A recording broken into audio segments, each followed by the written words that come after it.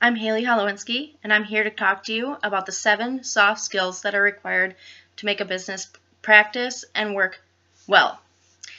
The 7 soft skills are think critically and creatively, act responsibly, work productively, work cooperatively, communicate efficiently, demonstrate integrity, and develop global awareness. The first one is think critically and creatively. A couple things that can be describing this soft skill is to apply logical reasoning in solving problems, identify what needs to be done and possible issues, and that you need to be able to take information and situations and make decisions from them. I met with my mentor to discuss some of these soft skills, and she gave me some advice on each. For this soft skill, the advice she gave was always continue to learn. Make sure that you're able to work with other people and continue to learn off of different situations, and don't hold yourself back. Also, you need to be able to adjust to changes. Things are always changing in a work and something can happen at any moment, so you need to be able to adjust to what needs to happen that day. Also, you need to think beyond situations of the present. You need to keep thinking about what could happen next, what's going to happen next, and where to go from there. In this company, my mentor's company, Reeser Energy, there was a situation where we were understaffed by 2 people in this department, and then someone had to go on leave for surgery unexpectedly. This is during the busiest time, and we had to be able to adjust and move throughout the day and figure out what jobs were important and what needed to be put first priority. The second one is to act responsibly. You need to be able to take ownership over actions and ideas, complete tasks as instructed, and follow company policies. Some advice that my mentor gave me was that you need to earn your mistakes and learn from them. If you don't, then you're just going to be stuck in the present. It's important to take things that you mistake and be okay with it, let it go, and just learn for the next time. It's also very important that you follow policies because it can affect team morale. If one person's working with the way that they should be working and others aren't, or if one person is breaking the rules, then it's going to affect the way that everyone else works. The third one is work productively. You need to be reliable, able to monitor your self-progress, use proper steps and guidelines to complete your work, and then use good work ethic to complete your work. Some advice my mentor gave me here was just to take a moment to understand what you're doing and keep mistakes to a minimum. If you would just take a step back and really understand the process of what you're doing, then you can go and you will really get the job work done. If you rush into something, think you know, and then you make mistakes on the way, it can affect other people and it can just spiral out of control. Also, again, just like the last one, you need to be able to learn new processes. It's important. Things are changing every day, and it's important for you to continue to just learn and adapt to these. My mentor gave me an example. She said that working with a younger generation has helped her to learn more about technology. She said that she's been able to use resources and to get work done quicker because she's able to understand what she's doing and use different tactics to go about it. The issue is some people don't want to learn from a younger generation because they think that the way that they've been doing it is okay. Sometimes that works, but sometimes other people have another way of going about things that could actually make it easier in the long run. The fourth is work cooperatively. Here, some pieces are to work with different groups of people, respect communication with others, able to handle conflict appropriately, and gives and accepts constructive criticism. It's extremely important that you're able to work with a different group of people. Everyone's going to be different, everyone's going to hear things different, and everyone's going to be able to work in a different way. Some advice that my mentor gave me here was to enjoy what you do and stay positive. If you have negative people around you, it's only going to bring everyone else down. Also, be open to what others show you or teach you. Again, just like before, you need to be able to take and understand that you might not know the best way to do something, and if someone can show you a better way, you need to be able to be open to that. You need to know the difference between criticism and corrections, and you need to be able to correct mistakes. Mistakes happen, everyone do it, and you just need to let it go and learn. Another soft skill is to communicate effectively.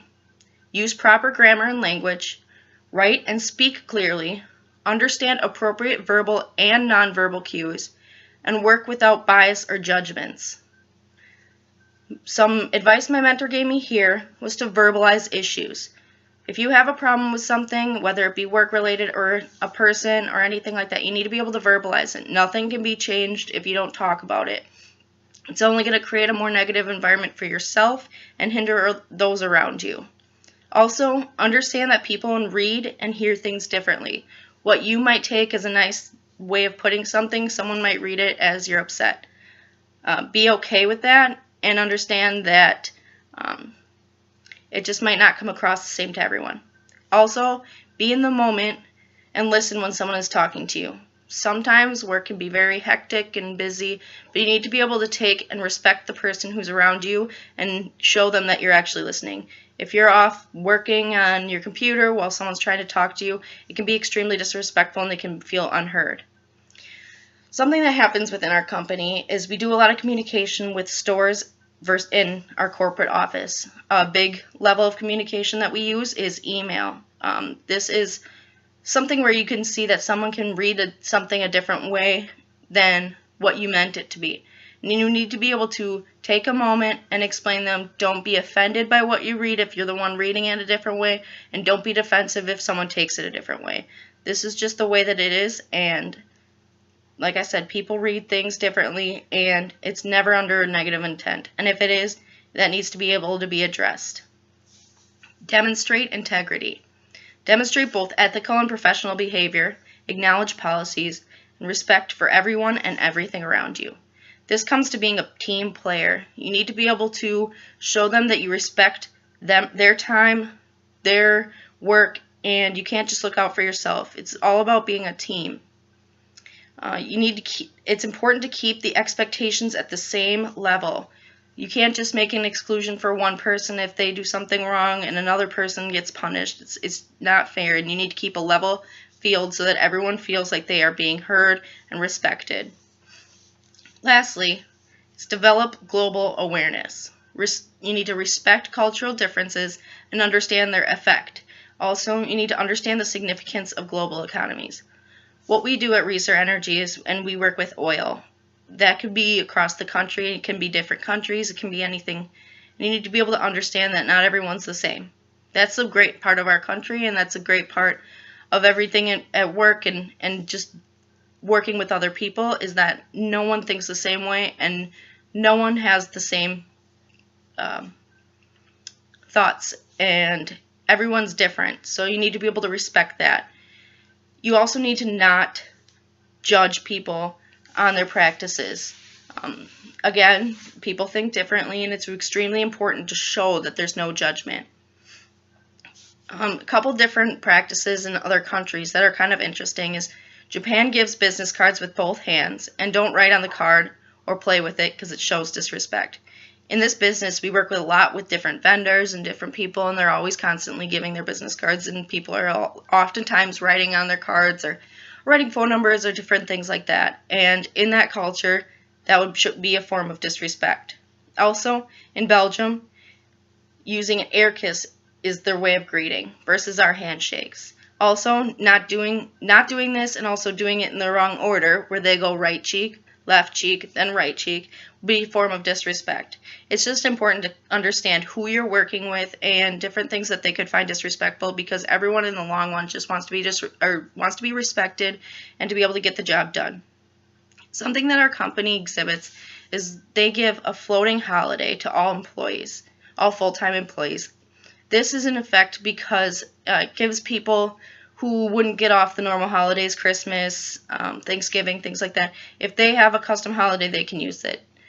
It just is a respect for different religions or different ethnic backgrounds. The 7 keynotes soft skills are extremely important in business, and if these were exhibited correctly, then it would help morale and help respect and help the productivity of a business. The 7 were: think critically and creatively, act responsibly, work productively, work cooperatively, communicate effectively, demonstrate integrity, and develop global awareness.